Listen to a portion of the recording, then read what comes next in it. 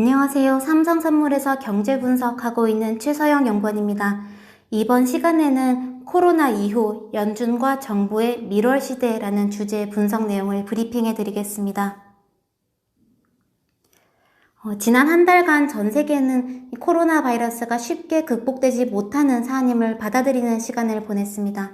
하지만 예상보다 시장에 부정적인 영향이 나타나지 않고 있는 이유는 아무런 정보 없이 무방비하게 당했던 시기를 반복하지 않기 위해서 코로나와 함께 생활하는 방식을 우리가 각자 터득해 가고 있기 때문입니다. 새로운 사회적 질서 확립, 그리고 의료 대응체계 구축, 또 활발하고 광범위하게 진행되고 있는 치료제와 백신에 대한 연구는 우리에게 그래도 희망을 주고 있습니다. 하지만 아무리 우리들의 생활 방식이 코로나에 적응해 간다 하더라도 바이러스의 종식이 오지 않는 이상 이전의 경제 활동을 온전히 회복할 수는 없는데요. 각국은 소득 보전과 파산 방지를 위해서 역사적인 규모의 정책들을 사용하고 있지만 아마 더 많은 규모의 지원이 요구될 겁니다. 이렇게 경제는 아직 어두운 국면을 헤매고 있지만 금융시장은 가파른 V자 반등에 성공했습니다. 이런 과감한 정책들이 당장의 충격을 방어하는 데는 어쨌든 매우 큰 효과를 발휘한 셈인데요. 하지만 다시 벌어진 이 경기와 금융시장 간의 괴리가 한편으론 불편하게 느껴지는 이유는 그 괴리의 기반이 거대한 정부 부채이기 때문일 겁니다. 그래서 아마 조만간 대두될 핵심 어젠다는 경제와 정책 기반을 재건하기 위해서 각국 정부 그리고 중앙은행이 택할 출구 전략일 겁니다. 일반적으로 한 나라의 재정 현황은 GDP 대비 정부 부채의 비중과 추세로 가늠됩니다. 그리고 지난 십수년간 주요 국가들은 정부 부채를 통해서 위기를 극복한 이후에는 다시 부채를 줄이는 증세나 지출 축소 같은 디레버리징 작업을 시행해 왔습니다. 하지만 경기 모멘텀이 낮은 환경에서 이 재정 건전화 정책을 지나치게 빨리 시행할 경우에는 이 성장 동력을 더 악화시켜서 GDP 대비 정부 부채를 조정하는 과정이 더 힘들고 길어질 수가 있는데요. 그래서 최근에 학계 일각에서는 대안이 적극적으로 제시되고 있습니다. 이 GDP 대비 정부 부채의 재건을 위해서는 부채보다는 그 GDP에 초점을 맞춰야 한다라는 주장인데요. 결국 GDP 대비 정부 부채에서 부채와 성장은 상대적인 속도의 문제이기 때문입니다. 이 GDP 확대 정책이라 함은 단기적으로는 정부 부채를 추가로 더 늘려서 정부 주도의 성장 정책, 정부 투자 정책을 공격적으로 단행해서 이 GDP 성장을 더 강하게 유도한 결과 부채를 갚아나갈 수 있는 중장기적인 경제 기반을 만드는 방안입니다. 소위 2보 전진을 위한 1보 후퇴인데요. 물론 자칫 정책 방향을 잘못 잡을 경우에는 새로운 리스크에 직면할 위험이 있기 때문에 쉽게 결론에 도달하기는 어려운 주제일 겁니다. 특히 이 재정 문제의 경우는 개별 국가들이 놓인 환경이 각자 다 다르기 때문에 코로나 이후에 남겨진 부채를 수습하는 과정은 국가마다 다르게 나타날 가능성이 있습니다. 현재 예상되는 수준보다 더 큰 정부 부채를 감당할 여유가 있는 국가들은 성장 정책을 통한 재정 정상화를 시도할 수 있는 반면에 정치적인 이유에서든 국가 신용 문제 때문이든 부채를 추가로 감당하기 어려운 국가들은 부채 조정 외에는 별다른 선택의 여지가 없을 수 있는데요. 근데 이런 수습 과정에서의 차이는 국가 간 성장 전망을 가르는 또 다른 계기가 될 수 있다라는 판단입니다. 아마 짐작하시겠지만 이 추가 정부 부채를 여유 있게 떠안을 수 있는 대표적인 국가는 미국입니다. 그래서 지금부터는 미국을 중심으로 부채 조정이 아닌 성장 정책을 통한 출구 전략 유인이 왜 더 높을 수 있는지 정부와 연준 각각의 입장을 살펴보면서 양측의 이해관계가 합치되는 지점에 대해 말씀드려보겠습니다. 우선 정부 입장인데요. 첫 번째는 재정 승수의 문제입니다. 이 재정 승수라 함은 정부의 재정 지출이 한단위 늘어날 때 증가하는 국민소득을 보여주는 지표인데요. 쉽게 말해서 재정의 인풋 대비 아웃풋입니다. 그리고 일반적으로 이 재정 승수는 재정이 건전한 나라일수록 높습니다. 그리고 이 재정 승수가 높을 수 있는 또 다른 환경은 경기 침체기입니다. 이 경기 침체기에는 유휴 자원이 많기 때문에 인건비라던가 자재 비용이 경기 확장기에 비해서 적게 들어가고요. 또 금리도 상대적으로 낮습니다. 또 확장기보다는 침체기에 이 경제 주체들의 심리 개선 폭이 더 클 수 있겠죠. 그래서 일반적으로 이 침체 발생 이후부터 경기가 정상화되기까지의 이 수년 동안은 재정 승수가 높을 수 있는 시기이기 때문에 이 시기가 얼마나 잘 활용되느냐에 따라서 경기의 모멘텀이 달라질 수가 있습니다. 또 이 정부 지출은 그 방식에 따라서 정부 소비와 정부 투자로 나뉩니다. 현재 미국을 비롯한 주요국들 재정 지출은 소득 보전이라던가 기업 지원 같은 소비의 형태로 주로 단행이 되고 있는데요. 하지만 코로나가 지나가고 경제 활동이 재개된다면 정부는 경기 모멘텀을 인위적으로 끌어올리는 역할을 고민할 거고요. 이때 정부 투자가 고려될 수 있습니다. 이 대표적인 정부 투자는 공공 인프라 정책입니다. 정부 주도의 인프라 투자는 필요한 곳에 잘만 투자된다면 단기적으로는 수요 자극, 고용 창출 정책인 동시에 중장기적으로는 공급 능력 개선, 생산성 향상, 그리고 잠재 성장률 제고 정책입니다. 특히 미국의 경우는 정부의 지속적인 투자 축소로 인한 인프라 노후화 문제가 이 생산성 저하의 주요 요인으로 상당 기간 지목이 되어 왔었습니다. 기억을 돌이켜보시면 지난 2016년 말에 트럼프 대통령은 당선 공약으로 대규모 인프라 투자를 천명했었는데요. 하지만 당시에 추진이 쉽지 않았던 이유는 이 정책이 필요가 없어서였다기보다는 당시가 경기 확장기였기 때문입니다. 앞부분에서 말씀드렸듯이 경기 확장기에는 재정 지출의 인풋 비용이 높기 때문에 비용 대비 기대 효과가 낮습니다. 하지만 지금은 비용도 낮고 단기적 그리고 중장기적 측면에서 효과가 기대되는 시점입니다. 그래서 아마 또 구축 효과라는 용어를 들어보신 적이 있으실 텐데요. 재정 지출 확대가 오히려 민간의 수요를 위축시켜서 결과적으로는 정책 효과가 상쇄되는 현상을 지칭하는 용어입니다. 영어로는 크라우드 아웃 이펙트라고 하는데요. 근데 만약에 정부 주도의 인프라 투자가 기반 시설 환경을 좀 유의미하게 개선시켜서 향후에 이 민간 기업들의 투자 대비 기대 수익을 성공적으로 높여줄 수만 있다면 크라우드 아웃 이펙트가 아니라 정부 투자를 뒤따라서 민간 투자가 증대되는 크라우드 인 이펙트를 끌어올 수 있을 것이다 라는 목소리도 최근 높아지고 있습니다. 현재 정책 입안자들은 2008년 금융위기를 교훈 삼아서 당시 효과가 입증된 정책들을 상당히 빠른 속도로 시행하면서 더 큰 위기로 번지는 걸 효과적으로 방어했는데요. 하지만 동시에 학계에서는 당시에 아쉬웠던 대응들을 지목해서 이번에는 좀 다르게 대응해보자라는 고찰의 목소리를 내고 있습니다. 2008년 금융위기 당시의 주요 국가들은 이후에 확대된 정부 부채를 수습하는 과정에서 GDP가 아닌 부채에 초점을 맞춰서 정상화를 시도해 왔었습니다. 그리고 우리는 10년이 넘는 기간 동안 위기 당시 손실됐던 부분을 회복하지 못했죠. 그래서 앞으로 강조될 논의의 중심에는 이번에 발생한 경제 손실분을 최대한 메꾸고 또 경기 경로의 기울기가 이전처럼 눕혀지지 않게끔 정책의 출구 전략을 꾀하는 겁니다. 부채가 아닌 GDP에 초점을 맞추자는 논의는 지속적으로 확대될 것으로 예상됩니다. 그리고 지금부터는 이제 연준이 현재 구상 중인 포스트 코로나 정책 수단들에 대해서 정리해 보면서 이 정책들이 정부의 재정 지출의 추가 확대를 어떻게 지원할 수 있는지를 먼저 짚어본 이후에 이를 통해서 연준이 얻어낼 수 있는 것들을 살펴보면서 정부와 연준의 니즈가 서로 맞아떨어지는 지점에 대해 살펴보겠습니다. 작년 2019년 한 해 동안 연준은 지금까지의 통화정책을 돌아보면서 다음번 위기가 도래할 경우에 채택할 정책 기반 그리고 수단에 대한 논의를 지속해 왔는데요. 그리고 이 논의 결과는 사실 올해 2분기경에 발표될 예정이었습니다. 하지만 그 전에 위기가 예상치 못하게 발생하면서 연준은 우선 기존 가지고 있던 정책 틀 안에서 할 수 있는 모든 정책을 시행했는데요. 이제 연준이 조금 여유를 되찾았기 때문에 연준은 다시 이전에 그 통화정책 프레임워크 리뷰 정리에 들어갔습니다. 그래서 4월 FOMC 의사록에서는 대략적인 틀과 수단들이 구체화되고 있었는데요. 우선 첫 번째는 포워드 가이던스의 구체화입니다. 이 포워드 가이던스라 함은 특정 조건이 달성될 때까지 정책 금리를 인상하지 않겠다라는 약속을 통해서 향후 금리 경로에 대한 경제 주체들의 예측력을 높여주고 정책 기대를 관리하는 수단입니다.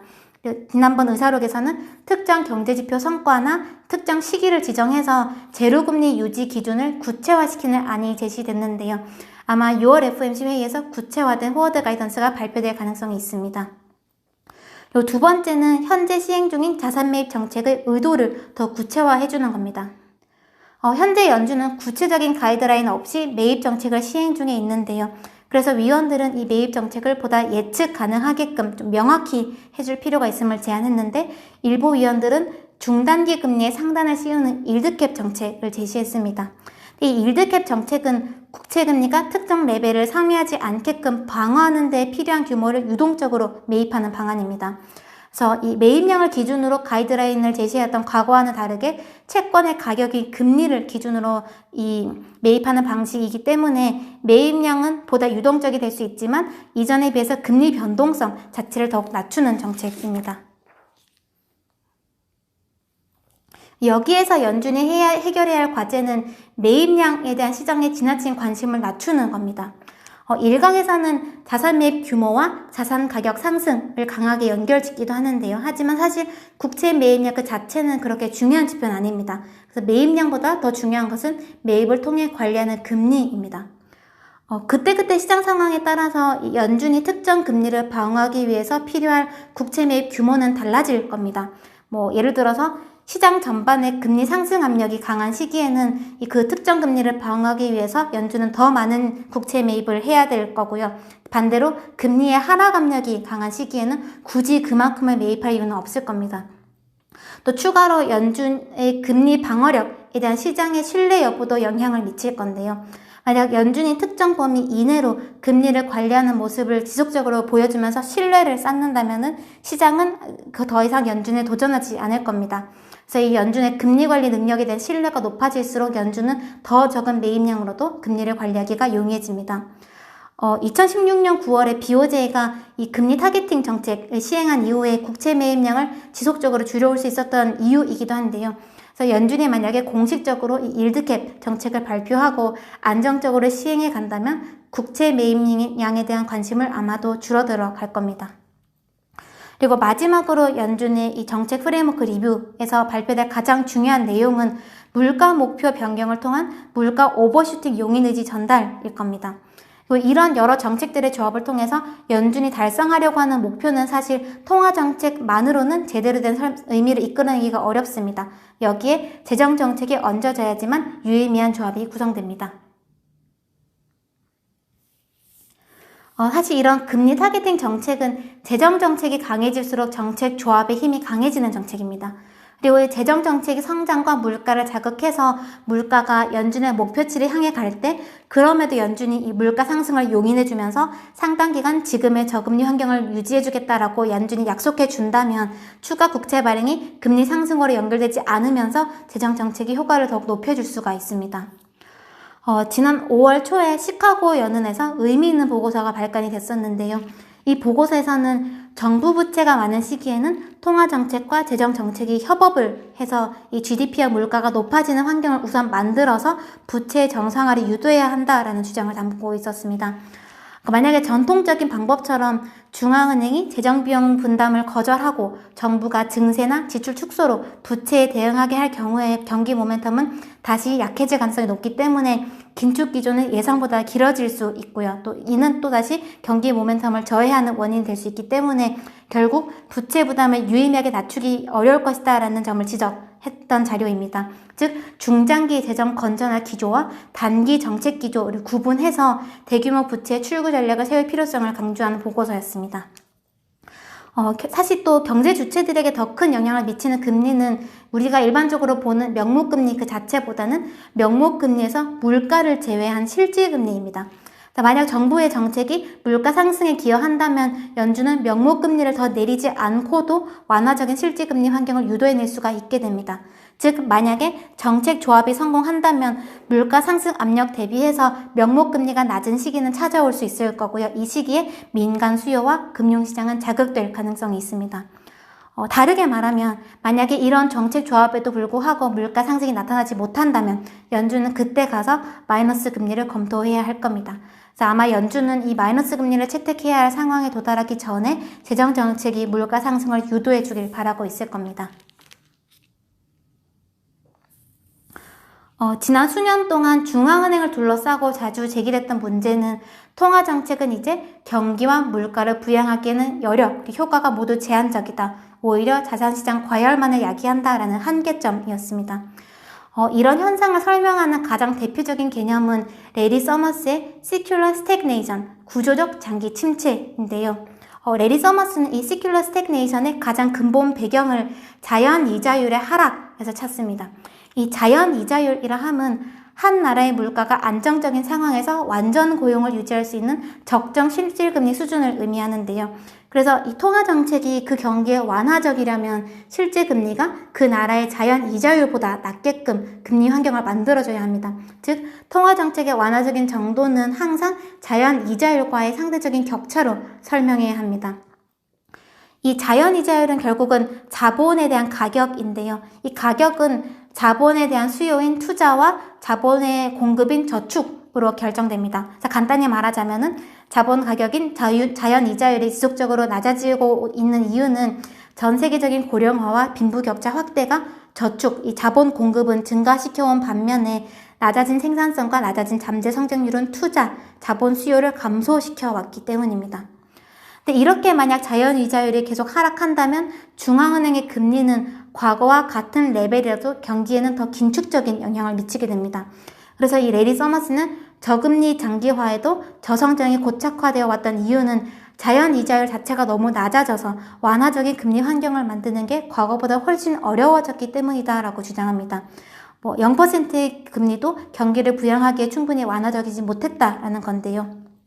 결국 장기간의 초저금리 환경에서도 글로벌 투자는 유의미하게 자극되지 못했고요. 이렇게 저축으로 흘러갔던 자금들은 이제 자산시장으로 흘러가면서 자산시장의 과열을 만들어냈었습니다. 레리 서머스는 이 시큘러 스태그네이션을 건강하게 극복해낼 수 있는 거의 유일한 방법은 자연 이자율을 다시 높이는 것이다 라고 제언합니다. 자연 이자율을 높인다면 같은 금리 레벨도 반대로 경기에 더 완화적인 수준이 될 수 있기 때문인데요. 이런 것들은 제로금리 하한에 봉착한 중앙은행들에게 더없이 필요한 환경일 겁니다. 근데 이 자연 이자율을 높이려면은 자본의 수요인 투자를 늘려야 합니다. 그리고 투자를 늘리려면은 지금까지 투자를 눌러왔었던 낮은 생산성 그리고 낮은 잠재 성장률을 개선시켜야 하는데요. 하지만 이 역할은 통화정책이 할 수 없는 역할입니다. 재정정책 그 중에서도 정부 투자가 실효성 있게 단행이 되어야지 기대할 수 있는 현상인데요. 그래서 만약에 정부가 인위적인 투자를 늘리면서 누적된 민간 저축을 활용해 준다면 더 크게 낮아질 뻔했던 자연 이자율을 방어하고 어쩌면 향후에 민간 투자의 크라우드 인 이펙트를 야기해서 자연 이자율 상승이 나타나기를 기대해 볼 수도 있습니다. 물론 예상치 못한 충격이긴 했지만 이번 코로나 사태는 재정정책이라는 정책 변수를 과감하게 등장시켰는데요. 중앙은행들에게는 어쩌면 이번이 언제 다시 찾아올지 모를 기회일 수 있습니다. 자, 다시 정리하면서 각각의 입장을 분리해서 먼저 다시 보면은 우선 정부는 정부 부채 급증이 향후의 재정 지출에 제약을 가하거나 금리 상승 리스크가 높아진 것이 부담일 거고요. 중앙은행은 더 이상 내릴 금리가 없다는 게 부담일 겁니다. 근데 두 주체가 손을 맞잡는다면 출구가 만들어질 수 있습니다. 정부는 당분간 비용 걱정을 덜어놓고 구제책에 이어서 성장을 위한 투자 정책을 추진할 수 있을 거고요. 이 정책이 마중물 역할을 잘 수행한다면 민간이 주도하는 경기 모멘텀 환경을 만들 수 있을 겁니다. 그리고 이런 환경들은 재정 건전화 정책의 발판이 되어줄 수 있을 겁니다. 연준은 정부의 투자 정책을 통해서 지금까지 해결하지 못했던 두 가지 숙제, 물가와 정책 여력 문제를 해결할 기회를 얻을 수 있을 겁니다. 이렇게 여러 방면의 요인들을 고려했을 때 코로나 이후의 경제 재건 과정에서 연준과 정부의 밀월 시대가 도래할 가능성을 열어두고 향후 진행 과정을 주시할 필요가 있다라는 판단입니다. 하지만 도입부에서 말씀드렸듯이 국가들 중에서는 성장 정책을 추진할 여유가 있는 미국 같은 국가들이 있는 반면에 어쩔 수 없이 부채 축소에 초점을 맞춰야 하는 국가들이 있을 겁니다. 그래서 아마 유럽의 경우에는 정치적인 이유들로 한계에 부딪힐 수 있을 거고요. 신흥국들은 국가 신용도 문제 때문에 한계에 부딪힐 수 있을 겁니다. 그래서 앞으로 각국의 정책 이반자들이 이 거대해진 정부 부채를 어떻게 정상화시켜 나가려고 하는지에 대한 견해들을 잘 따라갈 필요가 있습니다. 이런 정책 정상화 경로에 따라서 국가 간의 경기 격차가 확대될 가능성을 고민해 볼 시점이다라는 판단입니다. 요즘에 잠잠해지는 것 같았던 코로나가 다시 확산되면서 많은 걱정들을 주고 있는데요. 이번 한 달도 건강 유의하시길 바라겠습니다. 감사합니다.